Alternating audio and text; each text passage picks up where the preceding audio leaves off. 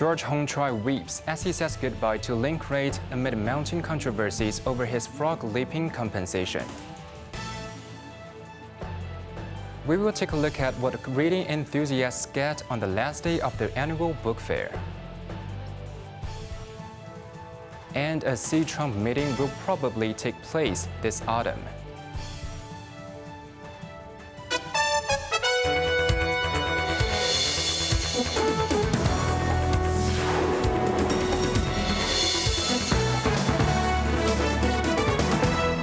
Good evening, you're watching Cable News. I'm Quentin Yang. In a sudden development, Link Asset Management, the manager of the city's very first real estate investment trust, will be bidding farewell to its chief executive and executive director George Hongchoy by the end of June next year. Hongchoy, who has been in tenure for 16 years, described the decision as a carefully planned transition. Cheryl Yun reports. Thank you. In an emotional moment, the 63-year-old called it a privilege and honor to serve as Group CEO of Link during a transformative period for the organization's growth. Hongchoy's departure comes amid controversy over recent layoffs and his compensation package, which has more than tripled from $16 million in 2011 to $70 million. However, he denied that this was the reason for his exit, noting that the board routinely evaluates potential successors. We have, over the last few years, built up the management team preparing for this. So it's not something that is decided overnight. It's a long-drawn plan. We have executed on it, which led to the announcement today. Hongchoy also addressed rumors of layoffs, stating they are unrelated to his departure and are instead aimed at benefiting the company under current circumstances. It's like growing a plant. We need pruning to ensure its long-term growth, he said. Link chairman Duncan Owen backed Hongchoy's claim and reaffirmed his contribution and leadership over his tenure. It's been pretty high mileage running a company of the size of Link, and somebody that is 64 years old in the turn of next year. You know, that's a very good innings. Owen also noted that executive compensation has been significantly moved down this year. A former investment banker, Hongchoy joined Link as chief financial officer in 2009 before becoming CEO the following year. Under his leadership, Link has expanded from managing low-end shopping malls in public housing estates to building a property network spanning mainland China, Singapore, Australia, and the United Kingdom. Cheryl Yun, Cable News. The annual week-long book fair has come to an end. The finale saw exhibitors slashing prices to as low as $10 each to clear stock, scrambling to recoup losses from Typhoon Wipa's disruptive Sunday shutdown. Same as the dampened sales, attendance was reduced to 880,000 this year, 100,000 fewer than the previous year, according to the organizer. Anna Chen tells us more. Though morning crowds were thin, lunchtime saw packed aisles, particularly for study materials, travel guides, and cookbooks, this year's surprise bestsellers. Teacher Mr. L seized deals, buying over 20 children's books slashed from $128 to $10 each, planning to gift them to students. This shopper, whose Sunday visit was cancelled by the typhoon, returned specifically for support and last-day discounts. As bookworms and dedicated fans made their last attempt to snatch discounted deals, not all exhibitors succumbed to the last-day markdowns. This exhibitor called Sunday's closure unrecoverable, but prioritized fairness. We added free gifts for early buyers instead of last-day deals. Others like Mr. Wong slashed prices to a rock bottom, calling it a cash-over-stock approach. As the annual book fair closed early today at 5 p.m., exhibitors estimate revenue to be dented by 20 to 30%, despite promotion efforts and extended hours yesterday. However, Hong Kong Trade Development Council revealed a per capita spending rose slightly this year to $918. Additionally, the organizer noted that the fair attracted not only local and mainland visitors, but also reading enthusiasts from Japan and Southeast Asia. Anna Chan, Cable News. Hong Kong Post has reported a hacker attack targeting its Easy Ship online mailing service, raising concerns that account holders' personal information may have been compromised. The government-owned postal service provider said it had blocked the unauthorized access after detecting the breach Monday night, and normal service had resumed. Acknowledging that hackers may have gained access to senders' and recipients' names, addresses, phone numbers, fax numbers, and email addresses, Hong Kong Post said affected users will be notified directly if critical risks emerge. The case has been reported to police, the Digital Policy Office, the Office of the Privacy Commissioner for Personal Data, and the Security Bureau. Preliminary findings suggest hackers exploited a software vulnerability in the platform's address book feature, allowing access to stored contact lists. Authorities are now investigating the full scope, including the number of affected accounts and whether data was actually stolen.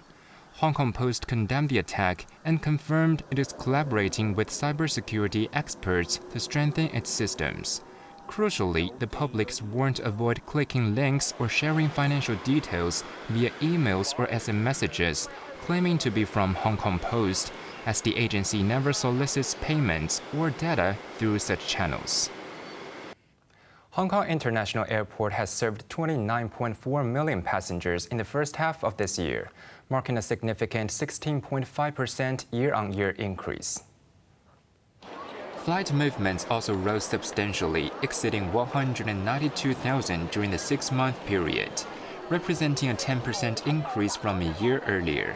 The positive trend continued in June, with passenger traffic reaching 4.76 million, up 11% year-on-year.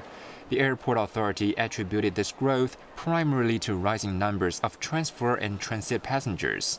However, it also noted a decline in demand for travel to Japan during June. On the cargo front, global trade instability influenced results. First-half cargo volume reached 2.4 million tons, a modest 1.9% increase year-on-year. June cargo throughput dipped slightly by 1.6% to 409,000 tons, partly due to reduced shipments to North America. Despite the solid passenger recovery, the airport authority maintains a cautiously optimistic outlook for the rest of 2025. Pledging to closely monitor the impacts of ongoing economic uncertainties on the aviation sector. A potential meeting between President Xi Jinping and U.S. President Donald Trump is in discussion, with sources indicating the Chinese leader may meet his U.S. counterpart ahead of or on the sidelines of the APEC summit in South Korea late October. On trade, U.S. officials said the next round of talks expected soon could address China's purchases of sanctioned oil. Cheryl Yun reports. Reuters reported that both sides have discussed a potential Xi-Trump meeting, possibly with Trump visiting China before the APEC summit or meeting on the sidelines of the event. However, no plans have been confirmed. Meanwhile, China has invited international guests, including U.S. representatives, to a Beijing ceremony on September 3rd, commemorating the 80th anniversary of the end of World War II. This comes as China and the U.S. intensify efforts to resolve the escalating tariff war, with the current U.S. tariff rate at 55%. Trump has set an August 12 deadline for the world's two largest economies to reach a deal. Meanwhile, U.S. Treasury Secretary Scott Bessent said in a CNBC interview that ongoing trade talks with China are in a good place. He noted that the next round of U.S.-China talks, expected in the very near future, could include discussions on China's purchases of Russian and Iranian oil. Trump has earlier threatened 100% tariffs on any country purchasing Russian oil and has barred those buying Iranian oil from doing business with the U.S. Bessent emphasized that the U.S. is not rushing to reach a deal, prioritizing the quality of the agreement. Cheryl Yun, Cable News. The World Health Organization staff quarters were attacked in Deir el-Balah of Gaza as Israeli tanks entered the city for the first time. The latest offensive killed at least 130 Palestinians, with more than 1,000 wounded. Anna Chen reports. Israel has launched substantial air raids and ground operation in the Gazan city of Deir el-Balah, sending tanks for the first time since the conflict broke out almost 2 years ago. The Israeli military believes hostages may be held by Hamas there. The World Health Organization said Israeli forces hit its staff residence and main warehouse in Deir al-Balah, detaining 4 people while 3 were later released. WHO claimed Israeli soldiers entered the agency's premises, forcing women and children to evacuate on foot, while male staff and family members were handcuffed, stripped, interrogated on the spot, and screened at gunpoint. Packed with tens of thousands of displaced Palestinians, Deir al-Balah is the main hub for humanitarian efforts. Over 20 Western nations, as well as the European Union, signed a sharply critical letter condemning the Israeli military's killing of over 800 Palestinians seeking food in recent weeks and calling for an immediate end to the conflict. Meanwhile, the World Food Programme warned the Gaza's hunger crisis had reached new levels of desperation. Anna Chen, Cable News. Bangladesh observed a day of mourning after at least 27 people were killed when a military jet crashed into a school in the capital city of Dhaka. Rescuers were on the crash site, removing the wreckage of the plane after a Bangladesh Air Force training aircraft crashed into a school campus shortly after takeoff on Monday. Many of the victims were students who had just come out of class. 25 children died and over 170 others were wounded, many suffering from jet fuel burns. The armed forces said that the F-7 jet had reportedly experienced a mechanical fault after taking off for a training exercise, with the pilot being among those killed. An investigation committee has been formed to look into the incident. The tragedy marks the South Asian country's deadliest air disaster in decades. In Kentucky of the United States, a federal judge sentenced an ex-cop to nearly 3 years in prison for using excessive force in a home raid that resulted in the fatal shooting of Briana Taylor, a black woman. The killing sparked national protests over police brutality and racism. Anna Chen has more details. Following the court sentencing, Taylor's mother, boyfriend, and lawyer for the family expressed relief. Do you feel like you've got justice? I feel like we got something. Yeah. We got something. I don't think it was a fair sentencing, but it was a start. I'm grateful for the small piece of justice that we got. It's definitely not what I was expecting. Say her name. Taylor was shot 8 times and died in 2020 after officers in plainclothes executed a no-knock search warrant at her home in the early morning hours, while she and her boyfriend Walker were asleep. Authorities believed Taylor's former boyfriend was using her home to hide narcotics. Walker fired a single shot as he thought they were intruders. 3 officers returned fire, shooting 32 bullets into the flat. One of them, Brett Hankinson, fired 10 times to protect fellow officers. None of his bullets hit anyone. Prosecutors said Hankinson acted recklessly and violated one of the most fundamental rules of deadly force. Taylor, a 26-year-old emergency medical technician, became a face of the Black Lives Matter movement following her death, sparking racial injustice protests nationwide. A federal jury last year found Hankinson guilty of violating Taylor's civil rights. On Monday, Hankinson was sentenced to 33 months in prison as well as 3 years of supervised probation. The judge said no prison time is not appropriate, as the Trump administration had requested he serve only 1 day behind bars. Anna Chen, Cable News.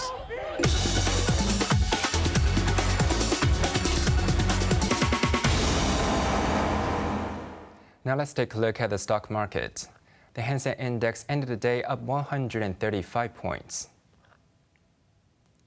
Top active stocks of the day. Tencent was up $4.50. Alibaba was up 10 cents. SMIC was up $1.30 and BYD was up $6.50. Foreign exchange against the Hong Kong dollar, euro 9.18, British pound 10.58. On to the weather now. Mainly cloudy with a few showers. More showers with thunderstorms tonight and at first tomorrow.